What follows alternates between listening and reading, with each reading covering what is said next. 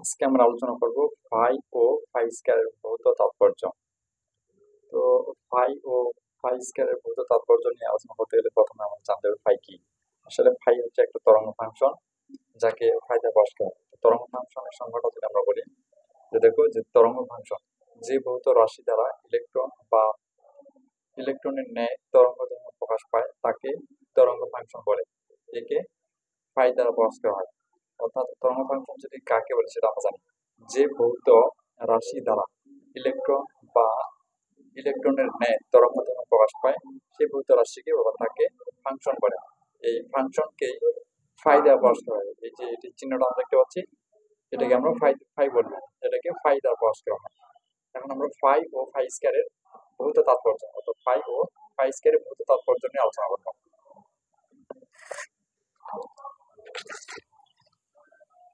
তরঙ্গ ফাংশনের পর্যায়ক্রমিক আবর্তনের ফলে তরঙ্গ ফাংশনের অর্থাৎ তরঙ্গ ফাংশনের পর্যায়ক্রমিক আবর্তনের ফলে তরঙ্গের সৃষ্টি হয়। এই যে দেখুন যে তরঙ্গটা একটা পর্যায়ক্রমিক, একটা প্লাসের মধ্যে একটা মাইনাসের মধ্যে সৃষ্টি হয়। অর্থাৎ তরঙ্গ ফাংশনের পর্যায়ক্রমিক আবর্তনের ফলে তরঙ্গের সৃষ্টি হয়। আর দ্বিতীয়ত হচ্ছে যে ফাই স্কয়ার দ্বারা কোনো স্থানে ইলেকট্রনের পাওয়ার সম্ভাবনা বোঝায়। যে ফাই স্কয়ার দ্বারা কোনো স্থানে ইলেকট্রনকে পাওয়ার সম্ভাবনাকে বোঝায়।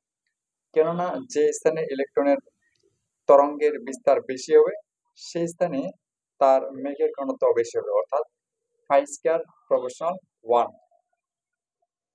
3 নম্বর হচ্ছে যে ফাই এর মান সসীম হলেই ফাই স্কয়ার এর মান সসীম হবে। অর্থাৎ ফাই এর মান যদি সসীম হয় তাহলে ফাই স্কয়ার এর মানও কিন্তু সসীম হবে। এরপর 4 নম্বর হচ্ছে ফাই বস্তু তরঙ্গের প্রকৃতি সম্পর্কে ধারণা দেয়। ফাই বস্তু তরঙ্গের প্রকৃতি সম্পর্কে ধারণা দেয়। 5 নম্বর হচ্ছে ফাই স্কয়ার এর মান সর্বদা ধনাত্মক হয়। ফাই স্কয়ার এর মান সর্বদা ধনাত্মক হয়। 6 নম্বর হচ্ছে ফাই এর মান ধনাত্মক হতে পারে, ঋণাত্মক হতে পারে। অর্থাৎ 5 নম্বরে আমরা যেমন জেনেছি যে ফাই স্কয়ার এর মান সর্বোচ্চ কিন্তু ধনাত্মক হতে পারে, এক্ষেত্রে কিন্তু ঋণাত্মক মান হতে পারে না বা ঋণাত্মক হতে পারবে না। ঠিক সেই ক্ষেত্রে আমরা ফাই এর মান কিন্তু সর্বদা ধনাত্মক ও ঋণাত্মক যে কোনো একটা পেতে পারি। অর্থাৎ ধনাত্মক হতে পারে, ঋণাত্মক হতে পারে। তো এখান থেকে আমরা কি জানলাম যে ফাই এর মান সবসময় ধনাত্মক ঋণাত্মক যে কোনোটা হতে পারে, কিন্তু ফাই স্কয়ার এর মান সর্বোচ্চ ধনাত্মক হতে পারে, এক্ষেত্রে ঋণাত্মকটা গ্রহণযোগ্য হবে না।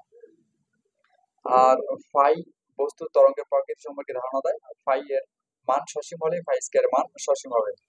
অর্থাৎ পরীক্ষায় যদি তোমাদের আসে যে ফাই ও ফাই স্কয়ারের তাৎপর্য আলোচনা করো, অর্থাৎ বলতে পারে যে তরঙ্গ ফাংশন কাকে বলে, এই তাৎপর্য নিয়ে আলোচনা করো, তখন কিন্তু তোমরা এটা সুন্দরভাবে লিখে দিবে। আর আশা করছি তোমরা যেটা খুব ভালোভাবে লিখে দিতে পারো, পরীক্ষায় তোমরা পূর্ণ নম্বর পাবে ইনশাআল্লাহ। আর যারা ভিডিওটা দেখলে অবশ্যই শফিউল একাডেমি এই আইডিটা ফলো দিবে, এবং টিকটকে অথবা ইউটিউবে যারা ভিডিও দেখছেন অবশ্যই আমার ইউটিউব চ্যানেল শফিউল একাডেমি করে চ্যানেলটা সাবস্ক্রাইব করবে, সাথে থাকবে। ধন্যবাদ। আর কে কোন ক্লাসের ভিডিও পেতে চাও অবশ্যই কমেন্ট করে জানাবে।